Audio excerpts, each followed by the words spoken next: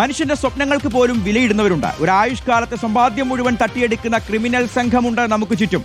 അവരുടെ വാഗ്ദാനങ്ങളൊന്നും യാഥാർത്ഥ്യമേ അല്ല. ചുറ്റിലുമുള്ള തട്ടിപ്പു സംഘത്തെ തിരിച്ചറിയാൻ നമുക്കാണ് കഴിയേണ്ടത്.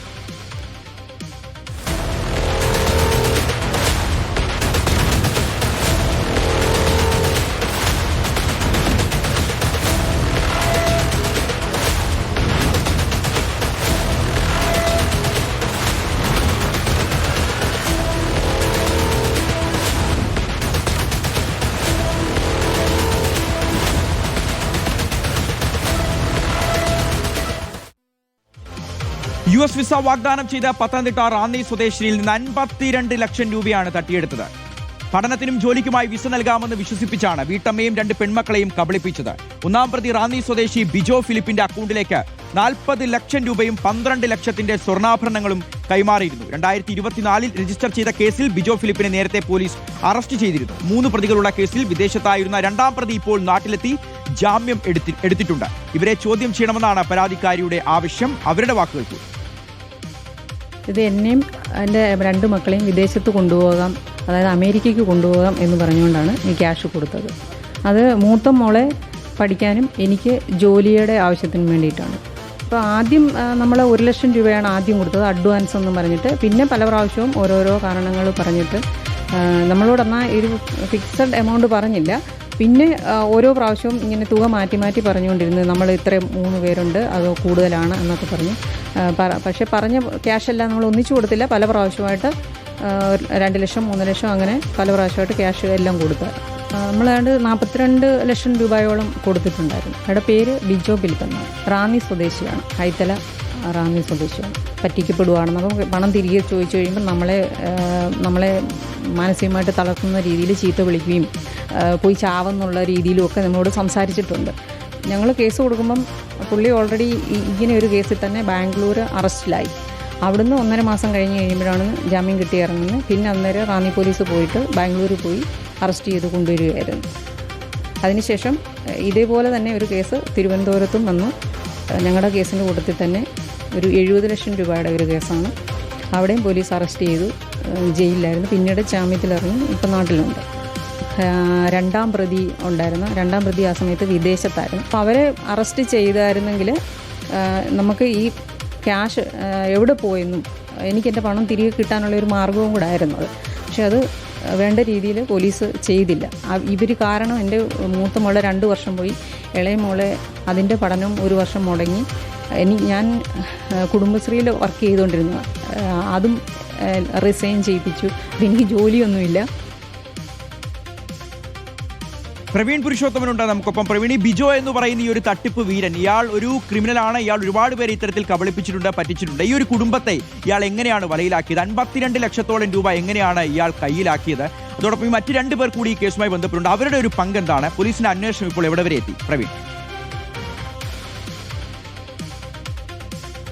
ഷിഹാസ്, 2022 മുതൽ 2024 വരെയുള്ള ആ 2 വർഷങ്ങളിലായാണ് പല സമയങ്ങളിലായി ഈ ബിജോ ഫിലിപ്പിന്റെ അക്കൗണ്ടിലേക്ക് ഈ വീട്ടമ്മ തുക കൈമാറിയത്. ഉന്നത ബിരുദധാരിണിയാണ് ഈ വീട്ടമ്മ. അമേരിക്കയിൽ ഒരു ജോലി ലഭിക്കുക എന്നുള്ളത് ഒരു സ്വപ്നമായിരുന്നു. ഒപ്പം തന്നെ 2 പെൺമക്കളുണ്ട്. അവർ വിദ്യാഭ്യാസം ചെയ്തുകൊണ്ടിരിക്കുന്നു. അവർക്ക് ഉന്നത വിദ്യാഭ്യാസത്തിന് അമേരിക്കയിലേക്ക് കൊണ്ടുപോകണം എന്നൊരാഗ്രഹം കൂടി ഈ വീട്ടമ്മയ്ക്ക് ഉണ്ടായിരുന്നു. അങ്ങനെയാണ് ബിജോ ഫിലിപ്പുമായി പരിചയത്തിലാവുന്നത്. അമേരിക്കയിൽ ഒരു ഏജൻസി ഉണ്ടെന്നും ആ ഏജൻസിയുടെ കേരളത്തിലെ പ്രതിനിധിയാണ് താൻ എന്നുമാണ് ബിജോ ഫിലിപ്പ് ഈ വീട്ടമ്മയെ ധരിപ്പിച്ചത്. അത് സ്വാഭാവികമായും ഈ വീട്ടമ്മ വിശ്വസിച്ചു. അങ്ങനെ നേരത്തെ പറഞ്ഞതുപോലെ തന്നെ ആദ്യം ഒരു തുക കൈമാറുന്നു. പിന്നീട് പല ഘട്ടങ്ങളിലായി ബിജോ ഫിലിപ്പിന്റെ ബാങ്ക് അക്കൗണ്ടിലേക്ക് തന്നെ പണം കൈമാറി എന്നാണ് ഈ വീട്ടമ്മ പറയുന്നത്. പക്ഷേ എത്ര തുക ടോട്ടൽ ചിലവ് വരും, അമേരിക്കയിലേക്ക് ജോലിക്കും പഠനത്തിനുമായി പോകുന്നു എന്നുള്ളതിന് കൃത്യമായിട്ടുള്ളൊരു മറുപടി ബിജോ ഫിലിപ്പിന് ഉണ്ടായിരുന്നില്ല. അങ്ങനെ പല സമയങ്ങളിലായി പണം ചോദിക്കുന്നു. ഒപ്പം തന്നെ സ്വർണ്ണാഭരണങ്ങളും ബോണ്ട് എന്നുള്ള രീതിയിൽ വേണം, കാരണം അമേരിക്കയിലേക്കാണ് പോകുന്നത്. അപ്പോൾ സ്വർണത്തിന്റെ ബോണ്ട് വേണം എന്ന ഒരു ആവശ്യം കൂടി ഈ ബിജോ ഫിലിപ്പ് വീട്ടമ്മയോട് പറഞ്ഞു. അങ്ങനെയാണ് കയ്യിലുണ്ടായിരുന്ന സ്വർണ്ണമായിട്ടുണ്ടായിരുന്ന സമ്പാദ്യം മുഴുവൻ ബിജോ ഫിലിപ്പിന് നൽകിയത്. പിന്നീട് ഒരു ഘട്ടത്തിൽ താൻ വഞ്ചിക്കപ്പെടുകയാണ് എന്ന് സംശയം തോന്നിയപ്പോഴാണ് റാന്നി പോലീസിനെ സമീപിച്ചത്. റാന്നി പോലീസ് ഈ കേസ് അന്വേഷിച്ചു, ബിജോ ഫിലിപ്പിനെ അറസ്റ്റ് ചെയ്തു. പിന്നീട് അയാൾ ജാമ്യത്തിൽ ഇറങ്ങുകയും ചെയ്തു. ഈ കേസിൽ 3 പ്രതികളാണ് റാന്നി പോലീസ് രജിസ്റ്റർ ചെയ്ത FIR കാണുന്നത്. ആ FIR കൃത്യമായും പറയുന്നുണ്ട് മനഃപൂർവ്വം വഞ്ചിക്കണമെന്നുള്ള ഉദ്ദേശത്തോടു കൂടി പണം കൈക്കലാക്കി ജോലി തരപ്പെടുത്തി കൊടുക്കാം, ഒപ്പം തന്നെ മക്കൾക്ക് വിദ്യാഭ്യാസത്തിനുള്ള അവസരം കൊടുക്കാം എന്ന് പറഞ്ഞുകൊണ്ട് പണം തട്ടിയെടുത്തു എന്ന് തന്നെയാണ് എഫ്ഐആറിൽ പറയുന്നത്. ഇതിൽ രണ്ടാമത് പ്രതി വിദേശത്തേക്ക് പോയിരുന്നു. അതിനുശേഷം അടുത്തിടെ വിദേശത്തു നിന്നും കേരളത്തിലേക്ക് മടങ്ങിയെത്തി. പക്ഷേ അവരും ഇപ്പോൾ ജാമ്യം ലഭിച്ചിട്ടുണ്ട് എന്നാണ് നമുക്ക് പോലീസിൽ നിന്നും ഒപ്പം തന്നെ വീട്ടമ്മയിൽ നിന്നും അറിയാൻ കഴിയുന്നത്. അപ്പോൾ വീട്ടമ്മയുടെ ആവശ്യം എന്നുള്ളത് താൻ കൊടുത്ത ഇത്രയും തുക 40 ലക്ഷത്തിലധികം തുക ക്യാഷായും ഒപ്പം തന്നെ സ്വർണ്ണാഭരണങ്ങളും കൊടുത്തിരുന്നു. വീട്ടമ്മ പറയുന്നത് സ്വർണ്ണാഭരണം കുറച്ചൊക്കെ പോലീസിന്റെ ഇടപെടൽ മൂലം തിരിച്ചു കിട്ടിയെന്നുള്ളതാണ്. പക്ഷേ ഈ 40 ലക്ഷത്തിലധികം രൂപ ഇപ്പോഴും ബിജോ ഫിലിപ്പിന്റെ കയ്യിൽ തന്നെയാണ്. ബിജോ ഫിലിപ്പിൽ നിന്നും ആ പണം ഇതുവരെ തിരികെ കിട്ടിയിട്ടില്ല. അപ്പോൾ രണ്ടാമതുള്ള പ്രതി, വിദേശത്തു നിന്നും വന്ന പ്രതിയെ പോലീസ് വിശദമായി ചോദ്യം ചെയ്യുകയാണെങ്കിൽ ഒരുപക്ഷെ ആ ബാങ്ക് അക്കൗണ്ട് വഴി ട്രാൻസ്ഫർ ചെയ്ത പണം എങ്ങോട്ടേക്ക് പോയി, അത് വേറെ എവിടെയെങ്കിലും നിക്ഷേപിച്ചിട്ടുണ്ടോ, എങ്ങനെ അത് ചിലവാക്കി എന്നത് സംബന്ധിച്ചുള്ള ഒരു വ്യക്തത വരും എന്നാണ് വീട്ടമ്മ പറയുന്നത്. പ്രവീൺ, അപ്പോൾ ഒരു ചോദ്യം കൂടിയുണ്ട് പ്രവീൺ. ഈ ഇത്തരത്തിലുള്ള തട്ടിപ്പുകളുടെ വാർത്തകൾ നമ്മൾ നിരന്തരം ചെയ്തുകൊണ്ടിരിക്കുകയാണ്. അപ്പോൾ ഈ വീട്ടമ്മയ്ക്ക് ഉന്നത വിദ്യാഭ്യാസമുള്ള വീട്ടമ്മയാണെന്ന് പ്രവീൺ തന്നെ പറഞ്ഞു കഴിഞ്ഞു. 52 ലക്ഷം രൂപ നഷ്ടപ്പെട്ടപ്പോൾ മാത്രമാണോ ഇതൊരു തട്ടിപ്പിന്റെ ഒരു സംശയം മണത്തത്? അതോടൊപ്പം ഈ ബിജോ എന്ന് പറയുന്ന വ്യക്തി സ്ഥിരമായി ഇത്തരത്തിലുള്ള തട്ടിപ്പുകൾ നടത്തിക്കൊണ്ടിരിക്കുന്ന ഒരാളാണ്. അപ്പോൾ ഇയാളെക്കുറിച്ചുള്ള ഒരു ബാക്ക്ഗ്രൗണ്ട്, ഇയാളെക്കുറിച്ചൊക്കെ ഒന്ന് അന്വേഷിച്ചില്ലായിരുന്നോ? അല്ലെങ്കിൽ ഈ ഒരു തട്ടിപ്പ് ഇടയ്ക്ക് ഒരു സമയത്ത് പോലും ഇതിലൊരു തട്ടിപ്പുണ്ട് എന്നൊരു തോന്നൽ ആ വീട്ടമ്മയ്ക്കോ കുടുംബത്തിനോ ഉണ്ടായില്ലേ പ്രവീൺ?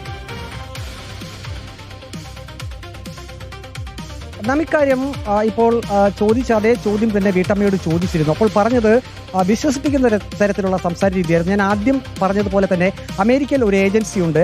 ആ ഏജൻസിയുടെ പേര് സഹിതം ഈ ബിജോ ഫിലിപ്പ് വീട്ടമ്മയെ ധരിപ്പിച്ചിരുന്നു. അപ്പോൾ അത് അവർ പരിശോധിക്കുകയും ചെയ്തിരുന്നു. ആ കമ്പനിയുടെ കേരളത്തിലെ പ്രതിനിധിയാണ് എന്ന് പറഞ്ഞ് വിശ്വസിപ്പിച്ചാണ് ഇത്രയും പണം കൈക്കലാക്കിയത്. ആദ്യഘട്ടത്തിൽ കുറച്ച് പണം കൊടുക്കുന്നു. അത് വീണ്ടും പണം ആവശ്യപ്പെട്ടപ്പോൾ എങ്ങനെയെങ്കിലും US പോകണം, തൻ്റെ മക്കൾക്ക് ഉപരിപഠനം നടത്തണം, ഒപ്പം തന്നെ തനിക്കും ഒരു ജോലി അവിടെ കിട്ടണം എന്നുള്ള ഒരു ആഗ്രഹത്തിൽ പിന്നീട് വീണ്ടും പണം കൊടുക്കുന്ന ഒരവസ്ഥയിലേക്ക് ചെന്നു. ഒരു ഘട്ടത്തിൽ അത് പിന്മാറാൻ പറ്റാത്ത ഒരവസ്ഥയായി. കാരണം പിന്നീട് ചോദിക്കുന്ന പണം കൊടുത്തില്ലെങ്കിൽ അത്രയും തുക കൊടുത്തത് വെറുതെയായി പോകുമോ എന്നൊരു സംശയം കൂടി വീട്ടമ്മയ്ക്കുണ്ടായിരുന്നു.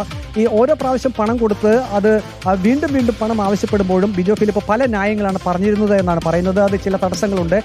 ഒരു ഘട്ടത്തിൽ മക്കളുടെ വിദ്യാഭ്യാസം അത് അമേരിക്കയിലേക്ക് മാറ്റുന്ന രീതിയിലുള്ള കാര്യങ്ങളെ പറ്റിയൊക്കെ സംസാരിക്കുമ്പോഴെല്ലാം ചില ന്യായങ്ങളും ചില മുടന്തൻ ന്യായങ്ങളും ഒക്കെ ഈ ബിജോ ഫിലിപ്പ് പറഞ്ഞു. അതെല്ലാം വിശ്വസിപ്പിക്കുന്ന രീതിയിലായിരുന്നു എന്നാണ് വീട്ടമ്മ പറയുന്നത്. ഏതായാലും വഞ്ചനയിൽ പെട്ടു അല്ലെങ്കിൽ താൻ വഞ്ചിക്കപ്പെട്ടു എന്ന് വളരെ വൈകിയാണ് മനസ്സിലായത്. അപ്പോഴേക്കും 40 ലക്ഷത്തിലധികം രൂപയും ഒപ്പം തന്നെ സ്വർണ്ണാഭരണങ്ങളും ഒക്കെ ഈ വീട്ടമ്മയ്ക്ക് നഷ്ടമായി. ഇതൊക്കെ ഒരു അനുഭവമാണ്, ഇതൊക്കെ ഒരു പാഠമാണ്. നമ്മുടെ ചുറ്റും ഇത്തരത്തിലുള്ള തട്ടിപ്പ് സംഘങ്ങൾ നിരവധി ഉണ്ട് എന്ന് മനസ്സിലാക്കുക. മധുര മനോഹരമായ വാഗ്ദാനങ്ങളൊക്കെ നൽകിക്കൊണ്ട് അവർ നമ്മളെ വലയിലാക്കാൻ, നമ്മളെ കുടുക്കാൻ നമ്മുടെ പുറകെ തന്നെ നടക്കും. പല കാര്യങ്ങളും അവർ പറയും. ദയവ് ചെയ്ത് ഇത്തരത്തിലുള്ള തട്ടിപ്പുകളിൽ കുടുങ്ങാതിരിക്കുക. ഇത്തരത്തിലുള്ള വാർത്തകൾ പുറത്തു വരുമ്പോഴെങ്കിലും ഇനി ഇതിൽ അടുത്ത ഇര ഞാനാവരുത് എന്ന് നമ്മൾ ഓരോരുത്തരും മനസ്സുകൊണ്ട് ഉറപ്പിക്കുക.